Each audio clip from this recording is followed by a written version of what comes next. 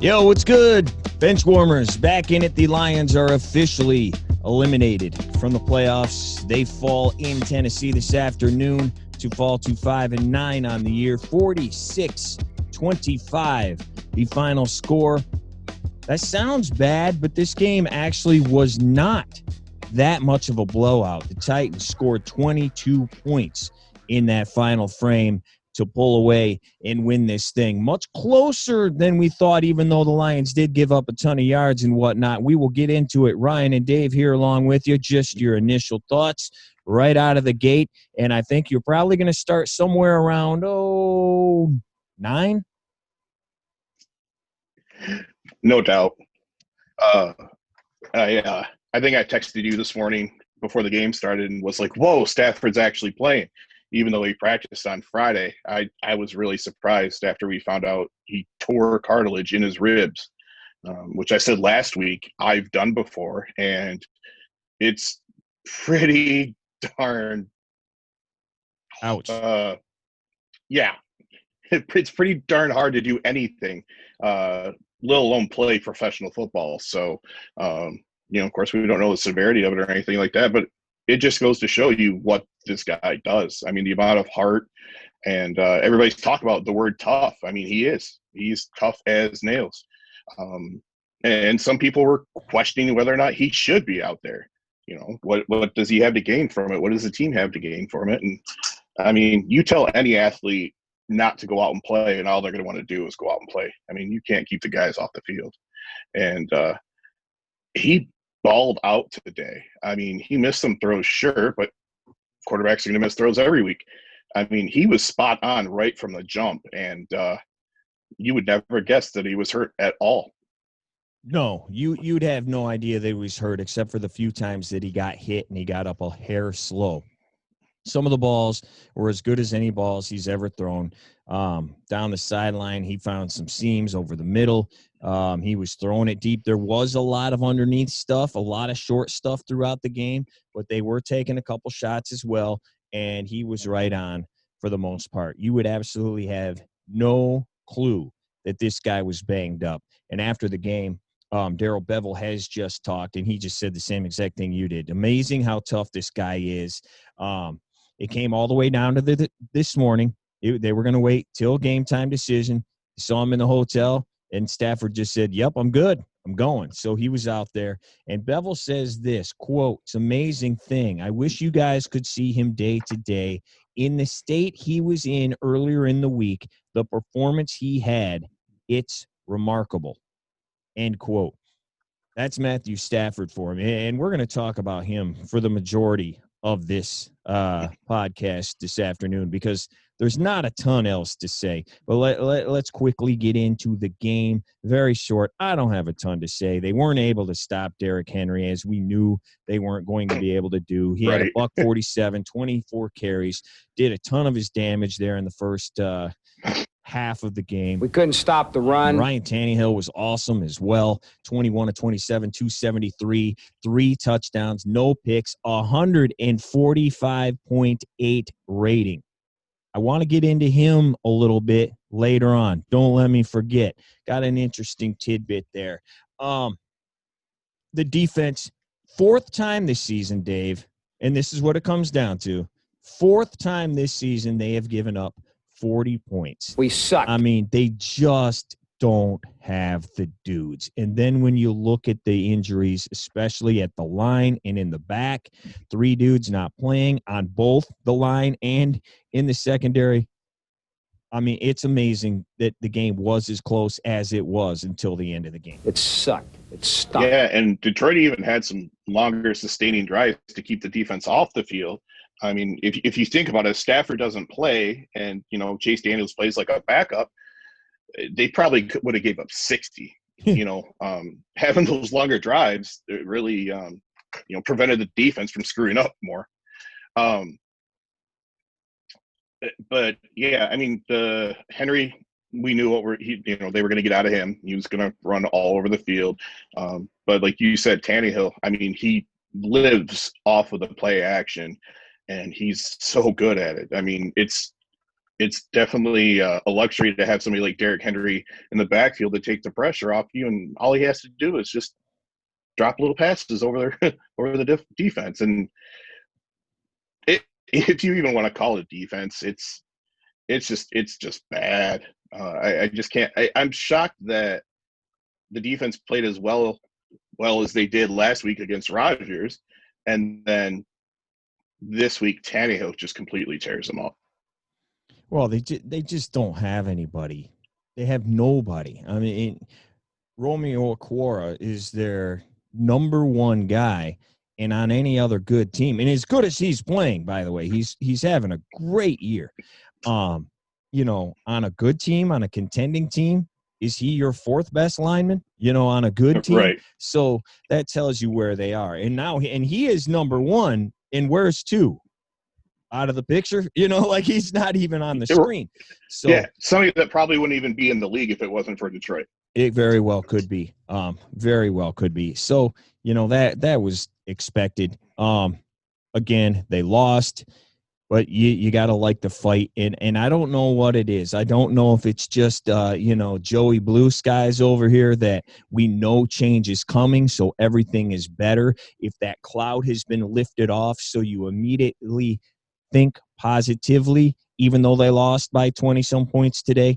But you could tell again, even though they lost, even though they got blown out in the end, there's a different feeling again.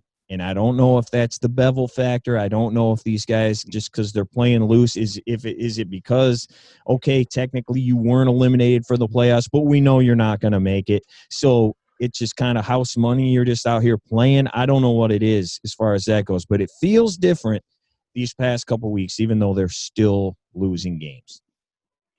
Yeah, you are 100% right. And I think it's a combination of those things. I mean, sure, they still had a chance to make the playoffs, and with all the change, I mean, again, it comes back to Patricia. Like, how much of a dark cloud was that dude over this team? Yeah, as we said, I don't have a ton about the game, but I do want to talk a lot about Tennessee and Detroit and how they're kind of intertwined, and they kind of should be on similar paths, and they're obviously not. But before we want to do that, I want to talk about Marvin Jones, who again just had an awesome game. And we said it last week after we kind of threw him under the bus, I think on our very first show. He has been awesome all year. Another great game. You look at his stats coming in to this game, 55 catches, 667 yards, not a ton of yards there, but in 6 touchdowns. He goes today for, what was it, 11 grabs today? 10 for 112 and a touch. 10 for 112 and a touch, a 39-yarder. What? Go ahead, man. So 10 catches out of 12 targets. Yeah. And then he averaged 11.2. So it's not like he was running those short crossing routes. Right. I'd love to see Stafford's stats for passes that were traveled over 20 yards because, man, he put some freaking dimes in there. Yep. The one that he hit Hunter Bryant with, I think it was like a tight end seam or a little bit of a skinny post. That was one of the best throws I've ever seen him make. Yep, that window was about that big, and he put it right in there, 44 yards on that one. And I believe that's his first catch of the year as well. So he threw it to a dude who is not known for bringing it in. 10 grabs today for $112 puts Marv at his best season in Detroit since 2017. So in the last 4 years, that's going to put him at his best season. He's now at 65 grabs. His yardage is going to be exactly what it was last year at 779. So as far as that goes, he's doing, and that's without Kenny Galladay as well. That's with him being the guy. So you got to like that. That's going to be his best year. And he really has. He's been that guy. And today he was really that guy. When they needed a catch, that's who he went to. So I just wanted to give Marv a little credit for that. Absolutely. I think he's been one of the lone bright spots. You're the man now, dog. And it's so great that, that we got him motivated, that we got him going. I mean, pats on the back to us for, talking about him, and then him taking off ever since. That's right. He listens. Yeah. So the Benchwarmers, not only are we podcasting, talking about football, but we're motivating folks. Motivating Mr. Jones. You're welcome, Marv. Happy Chinooka. Anything else on the game? Because, I mean, really, the defense is terrible. The Lions might have the worst linebacking core in the NFL. If you know of a one that's worse, look at all of this. Let me know. They might be the absolute worst. I really have nothing else other than Stafford was just an unbelievable effort by him. No, and same thing. I mean, really, that's my big takeaway is how well he played and spreading the ball around. 3, 6, 9 different receivers had a catch. So it was fun to watch him play. Like, that's all I can say is it was very enjoyable to watch him play, especially knowing, how hurt he was. And not to mention, he actually didn't get sacked today at all. And that was with a backup center in there as well. So the one time was on the bad snap, and they finally had one bad snap right before he came out, and he gets, he kind of falls on the ball and then gets leveled while he's down there. That was it, man. I mean, that was absolutely it. And he was pretty much done after that. And that's another thing, a different center. Joe Dahl playing center for the first time, and he's doing that. And he has a bum thumb, and he has bum ribs. I mean, just incredible. And shoot, while we're talking about it, man, we might as well keep it going. Big news, I thought, and this means something, because I've been saying this forever, and I keep telling everybody darn near every week that when you talk to other media members, when you talk to other front office people, when you talk to other players, we played the Aaron Rodgers interview from a few weeks ago with Pat McAfee, where Rodgers was putting over Stafford and how good of a quarterback he is and how he doesn't get credit because he's on crappy teams and blah, blah, blah. I keep telling everybody, this is what the league thinks of Stafford. Everybody from front office down to the water boy all thinks this dude is good. We saw it again this week. And this time, maybe, I have not seen anybody with quotes this strong about Stafford than the Detroit Free Press. Carlos Monarez got an interview with Phil Simms from CBS this week. And I have not seen anybody with this strong of a statement about Stafford. He says the same things, but Stafford's talent is up there with almost anybody who has ever played quarterback. That's it, period. And he keeps going. I hope they get rid of him, and I hope he lands with a really good team, and he is going to lead them to the Super Bowl. That's what I hope. That's what I really do. I think he's been so tremendous through the years down the stretch. He is the comeback quarterback of games like I've never seen. My God, it's one miracle after another. Then here we go. But if you go out and talk to local radio hosts or a couple of people on ESPN, Fox, or wherever, all these shows that they're on, quote, "Oh, Matt Stafford, he's just okay. They've never done anything with him there." No kidding. Wow. You're great at your job there, big guy. It's annoying. It's frustrating that he's painted this way. If he is by everybody, but it's not everybody.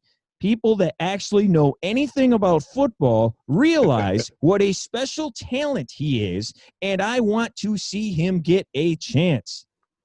But wait, there's more. One more for the good guy. Let me find it, because this is, hold on, I got to scroll down here, because it gets even better.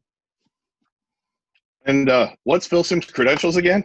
Yeah, he's won a Super Bowl. He's okay. And he's only been an Big deal. analyst for like 25 years since. Let me find this, because he keeps going, and he keeps going, and I don't want to read the entire thing here. Okay. We marvel at Aaron Rodgers. Aaron Rodgers, the guy some people say maybe he's the most talented quarterback of all time. Mm-hmm. Now, I'm not saying he's Aaron Rodgers, but he is so close to Aaron Rodgers. It's incredible. I mean, they are really close in talent. Say what? Say what? Wait, say that again? Yeah. You want me to say that again, or do you want me to keep going?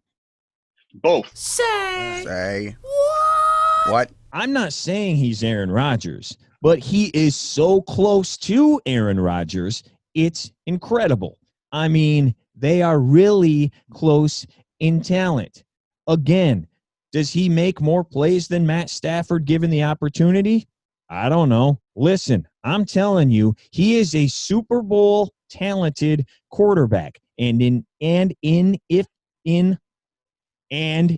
he's in the right situation, he can lead them there. No question in my mind. I am completely convinced of it. This is story time with Ryan, by the way. There's a lot more going here. Are we comparing Green Bay to Detroit if they had the same talent and the same franchise? No, there's no comparison. You can't even compare them. Green Bay's done a wonderful job of organizing their team, keeping it to a certain degree where their quarterback is looked upon as a star with flair. Aaron Rodgers has great flair and blah, blah, blah, and an aura. But that's all because of time and winning so many games and all that. But Matt Stafford's put up, I don't even know about the numbers. I don't care. But he's not playing on the Green Bay Packers. That'll make the people in Detroit mad. I think it will happen, Stafford, or Sims says of Stafford leaving the Lions. And then the people in Detroit will go, quote, wow, we miss Matt Stafford. He was really good. If he gets in the right situation, I'm not going to tell you who I think he's going to, but I have a very strong suspicion that he's going to go and be really good. A little bit of the bubbly. Guys, the beer's on ice. That's Phil Simms. Now, you can like the guy or not as far as, is he boring? Is he a good broadcaster and whatnot? That's mixed reviews. But Right. This is a respected former Super Bowl quarterback in his own right saying this guy's that good. And it's the team around him and it's the organization around him. And that if you put him on the Green Bay Packers, he could very well be nearly as good as Aaron Rodgers. Same thing you and I talked about weeks ago when we said, where could we see him? And, if you put him on a team like New Orleans, do they win the Super Bowl next year? Because I very well think they very well could. And when you see him do things like he did today with half of an arm and half of a set of ribs, half a rack of ribs over here without any sauce on them, and he's doing that. I just wanted to put that out there for those who hadn't seen that article. That's impressive, man. Your thoughts on that? The bad thing is I can already hear what the argument's going to be from some of the fans, and even some of the people that like Rodgers. I mean, I think that's gonna tick off some of his fans as well, because they're going to say, well, who's Rodgers throwing to? What's this? What's that? And, Right. And that's not what they're saying. Like, and then somebody's going to bring up the fact that Stafford had Calvin Johnson and blah, blah, blah. Like, that's not what the conversation is about. The conversation is about the talent, and the talent is there. I'm not a huge fan of Phil Simms, and I agree with what he said 100%. I'm so glad that he said that and went out there and put that out, because people need to hear it, and they need to hear it from somebody who's done it. And I mean, he's right. And we've said it, and I'll even put this out there. Steelers homeboy. As much as they've struggled and people have called them a fraud and their offense is struggling, Ben looks like he's done whatever, blah, blah, blah. Like, imagine Stafford on that team with that offensive line and those receivers. Sure. I mean, seriously, like, sign me up. As much as I love Ben, sign me up. Well, and he's what? How old has Ben? 38. Yeah. Stafford's 32. You know, Right. I mean, come on. Yeah, and it's not like the Steelers are going to rebuild after Ben's done. I mean, they have a good core. They have a Absolutely. good foundation, especially with that defense. So they're going to want somebody who's close, you know, and a veteran. And I don't think anybody fits that mold more than Matthew Stafford. I got goosebumps talking about that. Stafford is at the podium right now. Matthew Stafford was asked, why is it important for you to play? Quote, because I'm the quarterback of the Detroit Lions. If I'm healthy enough to play, my is going to be out there. That's a guy you That's want. what I want my quarterback to say. That's what you want your quarterback to say. That's what you want your quarterback to say, and that's what he just said. I did also see he said this was about as close as he's come to in his career to not playing because of an injury. And I would assume that's, you know, being borderline healthy or not, as opposed to like, you know, bad knee or right, when his back was broken kind of and they didn't give him a choice. Right. Now, you talked a little bit, everything you just said, and this was the comparison I wanted to talk about today. Who's the quarterback they were up against today? Ryan Tannehill. Yeah, and what was his story? What was the scoop on him until last year? Wasn't a other winner. than like Couldn't do right. it. Wasn't any good. Miami gave up on him. Blah blah blah. And then you go back and you look at his numbers, and you're like, wow, these aren't really bad. You know, 2013 threw for almost $4,000. 24 touchdowns, 17 picks is a couple. 4,000 the next year, 27 touchdowns, 12 interceptions, 4,215, 24 touchdowns, 12 interceptions. Then they kind of gave up on him after that. And then he comes here. Obviously, they have a great running game, takes pressure off the guy, and he did not throw the ball a ton last year, but he only played in 12 games last year. Rating is 117.5. 22 touchdowns, 6 interceptions. Postseason, 5-to-1 ratio. And now this year, 108. He's thrown for 3,200. Coming into today, 28 touchdowns, 5 interceptions. My point is, this guy gets a change of scenery. He gets a new coordinator. He gets a running game, which Matthew Stafford has never even heard of. He didn't even know what that is. They said on the broadcast today, the Lions have been looking for a running game for a few years. I'm like, a few? How about a few decades? We couldn't run the ball. Like since the year 1999. How about since then? We couldn't do diddly poo offensively. Matthew Stafford has no clue what a running game is. You know what he thinks? He's waiting for Noshan Moreno to come from behind him. That's what this dude's waiting for. That's how long it's been since Matt Stafford had someone who could run the ball or a dude who could block for him. Like, right. Yeah, I was going to say that's been a huge part of it too. Yeah, so just look at this comparison here. You know, and I would say most people would take Stafford over Tannehill, would they not? Especially 2 years ago. Yeah, and if you look just on the surface and you just ask any fantasy football player per se, you know, those are, I think, the people that would they've probably had that decision to make before. Do I want Stafford or do I want Tannehill? I think most people would jump up there and say Stafford. Real football, they would want Stafford. And look at what this dude has done for Tennessee. And yes, a lot of people are probably out there going, well, he's got Derrick Henry. Exactly. Right? You want him to apologize for that? Right. That's his fault. But, I mean, the guy makes great throws. I mean, you saw him today using his legs. He was awesome. He's in a different situation. These are very similar dudes to me. They really are. They are very similar dudes.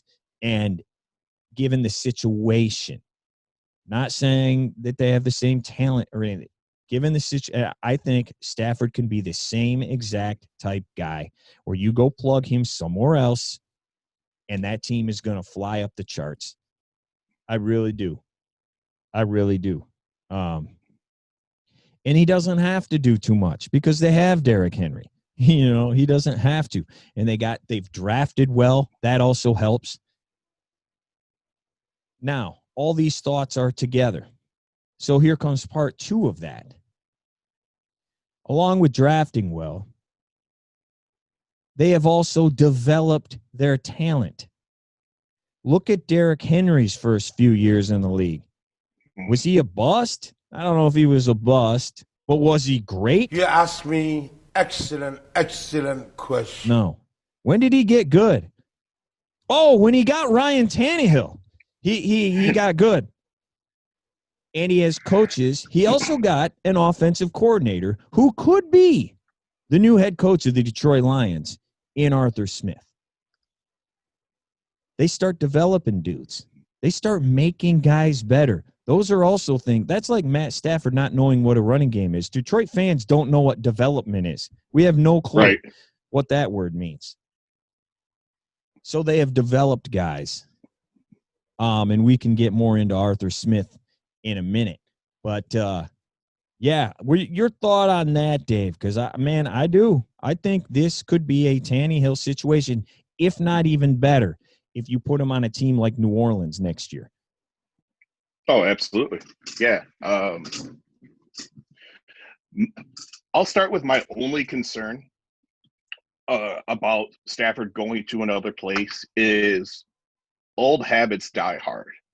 I would only be concerned that he would still think that he needs to put the team on his back and carry them and force things, force throws down the field, really press when he's in there. And I think that'll take an adjustment period. I think he'll have to take a little bit to get comfortable, knowing that he can go when he needs to and kind of just sit back and let things develop. I 100% think that's something he can do because he had done it previously in college and I'm sure in high school. So as excited as I got before, I definitely think changing scenery, working with more of a coaching staff that's been in place, they've been around because he's used to so much change here every couple of years.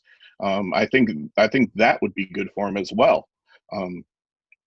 Yeah, he's on his 4th coordinator, and however many head coaches, 3 now. I mean, it's all this guy knows is what he doesn't know. It keeps changing on him. Right, and I think Tannehill actually went through the same thing when he was in Miami. I think he went through a few head coaches and everything. Yes, he did. And so, yeah, and we're talking about, as far as Tannehill goes, we're talking about a guy that played wide receiver in college too. So, I don't know if that really comes into play with the conversation, but it's just like you can just see the development that he has had, and the numbers that have jumped since he went to Tennessee and the numbers with Derrick Henry that have jumped. It's incredible. I mean, it really is. So I definitely think as far as talent goes, Stafford's definitely more talented than Tannehill. And in the right situation, I have no doubt that the national media will be talking about Stafford as a top 5 quarterback. Arthur Smith is the guy we're talking about and the guy who turned things around for Tennessee as far as the offense goes. This second year now as the coordinator. He worked his way up. He's a low-level dude, a lineman at North Carolina, did whatever. He has been though, through all the coaching changes, he keeps getting retained. So what does that tell you? He keeps getting retained at Tennessee. He has been there since 2011. Jeez.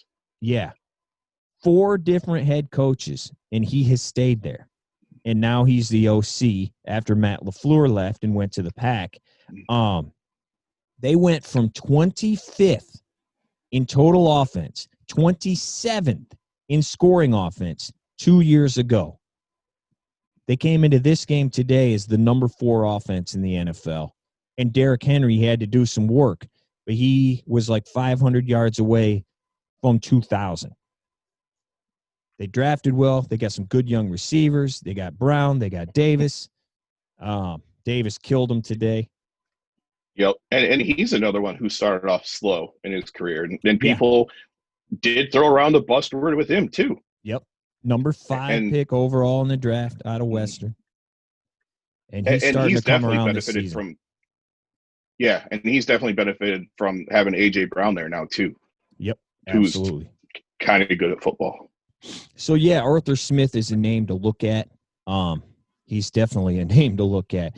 And the last thing on this whole Titans, Tannehill, Stafford, Lions thing, all I could think about all day today, and I'm sure other people as well, just the fact that they are the Lions. They are what everyone wanted the Lions to be. And you have to look no further than the head coach situation. They go get Vrabel. The Lions get Patricia the same year. But it's even deeper than that, man. They both hired new GMs at the same time. The Lions go get Quinn. He hires Patricia. They hire Vrabel. Both from New England. Both guys. You see what happened over here, and then you see what happened over here. They get John Robinson from the Bucks. Mike Mularkey goes 9-7. He even won a playoff game. He gets whacked. Mm-hmm. Same thing as the Lions. Look at you, giant idiot. And now look where they're at. And again, look at the development. Look what they've done with these guys that we just mentioned. So that was my thing all day, Dave. I don't know if you thought about that or not, but especially whenever they showed Vrabel, I'm just like, no, dude, that's a great catch by you. No, I didn't even come close to picking up on any of that, and I don't know if anybody has. Yeah, I mean the Vrabel thing, people know because obviously he was talked about coming to the Lions, but then how deep it goes, it's almost identical with the GMs, the same record, the coach gets fired, all of that is the same. And then you look at Arthur Smith too. The Lions are looking for a new coach, and Bieniemy is the dude. Go get Bieniemy, and there's a few other guys out there obviously as well. But Arthur Smith is one guy you don't hear a lot about. But then when you watch a game like today, as I just stated, how he made all these dudes better. Again, Derrick Henry won the Heisman, but he didn't come out of Alabama rushing for 1,500 yards. I don't have his stats right in front of me, but he did not. That started midway through last season. He became beast mode. Yeah, he had his first year in 2016, 490 yards. Second year, 744. And then 2018, which is when Tannehill showed up. It was the first year he ran for 1,000 yards, double-digit touchdowns. So, and each year his yards per carry have picked up. There you go. And they definitely surprised folks last year. And, there was high expectations coming into this year. And they've had some bad games, but they're definitely in the, top 4 or 5 in the AFC. And they're doing this too now. You want to talk about depth and talent and evaluation and drafting and whatnot. They have lost their tackles, and they are still doing this. Don't forget about that. And it's not like they got hurt today. They've been out for weeks. Yeah. And this dude still has a chance to get the yardage. 2,000. I believe the 9th player is the 8th or 9th player ever to 2,000. 8th is what he's trying to do. And I don't think he's going to get there, especially after today. But I forgot what he needed to average. $191 over the final couple games. And he did what today? 160 or whatever we said. 147. 147. So he's got a lot of work to do. Bottom line is they're out there playing without their tackles. That tells you what this when you do it right, this is what can happen. You can be a legit contender. So anyway, Dave, that's my thoughts for today. Lewis Riddick today, it must have been after the second touchdown that he scored, but he tweeted Swift with a shooting star emoji, I think is what that was. Yep. And that's all he said. That was all he said. I'm that's sure it. That's the tweet, I think, is what the kids say. Some people are going to be definitely reading into that and wondering, does that mean he's coming here? What's that mean? Well, it means he's acknowledging some dude that played pretty darn good today. Yeah. Well, and he interviewed Friday. So there you go. There's 3 dudes who we know are interviewing this week who have resumes. And the thing with Riddick is, around here, the skeptics are immediately going to go right to the low-hanging fruit. Do you guys want some grapes? Matt Millen. They are going to go straight to it. Oh, we tried the analyst thing before and it didn't work. And well, Matt Millen had never worked in a front office. Lewis Riddick has years worth of work. He has never been a GM, but he has years and years work in front office and numerous front offices. So, that's the difference there. He's been out, though, for a few years now as well. So who knows how that would work. He interviewed on Friday. He seems like he knows what the heck he's talking about. That's for sure. This week, Scott Pioli will be coming in, and a couple of New England dudes now, which, once again, people are, that never works. Scott Pioli in New England, then goes to the Chiefs. Did not fare well with the Chiefs at all. Was there for 3 years, and then he went and worked with this guy, the GM in Atlanta, Thomas Dimitroff. Also will be in this week. 2 NFC championships, took him to the Super Bowl, built that team. That was on his watch. He also came from the Patriots. And then Rick Smith from the Texans, also expected to be interviewed this week. Either of those 3, any of those 3 pop out to you. Would you give any of those 3 the time of day just off the top of your dome? No, and it's not for anything in particular. I think a lot of people would say, they haven't heard of him, so that would kind of be, what most people would say. But it's funny. My look as far as outlook for the coaching and the GM spot is a little bit different. I've kind of turned my head on all of it because I think this search is going to last a while. I think it's going to be a little bit of time before they decide who they're going to bring in, and they're going to be very, very careful about this search. This week they just brought in Chris Spielman to work along with that hunt, and that'll be interesting to see how that plays out too. Because he's been an analyst ever since he left the league, so it'll be interesting to see what he brings to the table. But no, I really think like whoever is going to get named the head coach, I don't think it's going to be a name. I don't think it's going to be anybody that everybody, people are like, oh yeah, bring him on and bring him on. I think that it's going to be somebody under the radar that they're going to give a shot to try to develop the coach, develop the GM, and develop a young team. At least, that's the feeling that I have, but, that's just me. Bogus! I think the other, like as far as names being thrown around, I think everybody's Bieniemy, you said, and then Pat Fitzgerald from Northwestern. That name popped up this week. Yeah. So, and it'll be interesting to see if there's any merit to that, whether it be in Detroit or somewhere else. He's been mentioned here and there a couple of times over the last few years. So I don't know how I feel. I'm always, when it comes to college, whether it's basketball or football, I'm like, yes, this is a different world. I am always skeptical. Absolutely. At least going from head coach to head coach. Well, now if you go from coordinator, head coach to coordinator in the NFL or something like that. I think that's a much better jump, and I think there's probably a better success rate for something like that.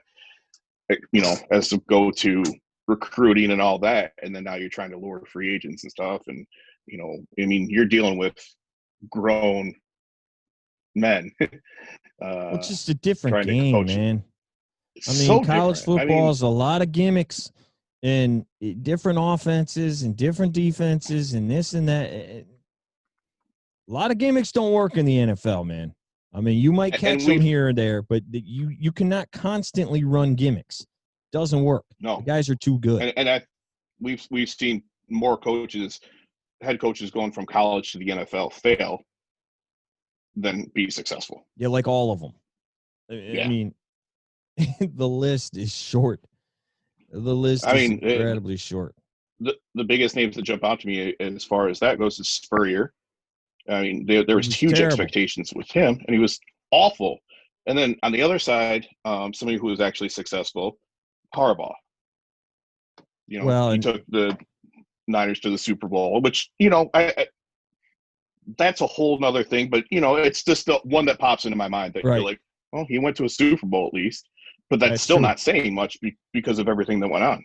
Yeah, no, that is very true. I didn't even think about him. I always think of him the other way. Jimmy Johnson would be the guy I would think of, and that was a much different time. Also, you're looking 30 years ago, 35 years ago, almost when 30 when that happened, and he basically was playing with pros in Miami. So it wasn't it wasn't fair. Okay, so Dave says no, Scott Pioli. I agree with that. No, Thomas Dimitroff. I would give him some thought. I don't know if I'm sold on him, but I'd give him some thought. And then Rick Smith. I don't know what to think about Rick Smith at all because he made some dumb decisions, like giving the coach power, and that guy was a goof. He made some good moves, made some good draft picks, but yeah, I would say out of those three, Dimitroff would be the only one I would give some consideration to. I don't like the other two guys at all. But that's me. But did he make some good draft picks? I think he made obvious draft picks. Well, was J.J. Watt an obvious draft pick? Oh, that's true. No, I was just mostly thinking of Hopkins and Watson and Watson. Well, there was a lot of people not sold on him, and they got him so late. Yeah, I guess he's obvious when you get him at 11 or wherever they got him at. I don't know. Yeah. I don't know, man. It's going to be interesting. That's for sure. Well, and plus, Bill O'Brien was making the decisions, was he not? Yeah, he's the one that traded Hopkins. So this guy's the guy that decided to let Bill O'Brien make decisions. Yep. That's not a good decision. How about that? Rick Smith, beat it, pal. I'm not for Rick Smith. Dimitroff. Yeah, hopefully he doesn't even get in the door. I would give Dimitroff a look. The other guys, no. Anything else, man? Before next Saturday, we see you again. No games this week. I apologize. No games. We had business to take care of. Very important 4-10 business to take care of, or whatever the record. What is the record? 5-9? I don't even know. Look at you, giant idiot. Doesn't matter. That's how much it matters. Doesn't matter. No, they're out of the playoffs. They're 5-9. I have no idea what Chinooka is. Oh, like I said, it was fun to watch Stafford play. Hopefully he's not too banged up, and we can get some Brady versus Stafford action. That'll be fun to watch. Yeah, it should be. Again, they lose 46-25. You look at that and you're like, wow, they got blown out. And yeah, the end of the game, and it didn't seem like they were getting beat that bad. No. So, not at all. Once again, give them credit. That defense blows. They got to get some talent in here. They got to get healthy. Seriously, the defense is terrible. Name me That's worse just- linebackers than the Detroit Lions have. The Jaguars have all pros compared to Jelani Tavai and Jared Davis. We couldn't stop the run. These guys are terrible. I know, but it's just so great to hear. The defense blows. They do. In my opinion, that sucked. Had you ever heard of Alexander Myers? No. No one had. Christian Jones, he's great. Totally embarrassed and totally ashamed. I mean, Kevin Strong, not so much. Frank Herron, who are you? Every time they got the ball, they went down and got points. I mean, this is brutal, dude. There is You name it nobody a on cast this of One Tree Hill or something? Yeah, exactly. There's nobody on this team anybody's ever even heard of. Maybe Jamie Collins. Yeah, I think he's the name on defense. I mean, it's just a joke. Jerron Curse has been playing decently since he came back. Deron Harmon's okay. This team. That jabroni brand blood. This is brutal, man. This is the defense. Absolutely. This is the defense that those two goofs put together. And especially after they ran a pretty good secondary out of town. Yep. GQ retired. He didn't want anything to do with it anymore. They shipped Diggs out of town. He's playing great. And then, of course, Darius Slay. Well, all righty. That is it for this week. We will be back next week. And if you're up for another L, come on back next Saturday. We'll hopefully have something else to talk about. We will have some GM interviews, hopefully, to talk about. Maybe something a week on that, and maybe they'll get some other guys that we don't even know about yet. So there's that. Dave, appreciate it as always. Happy Chinooka.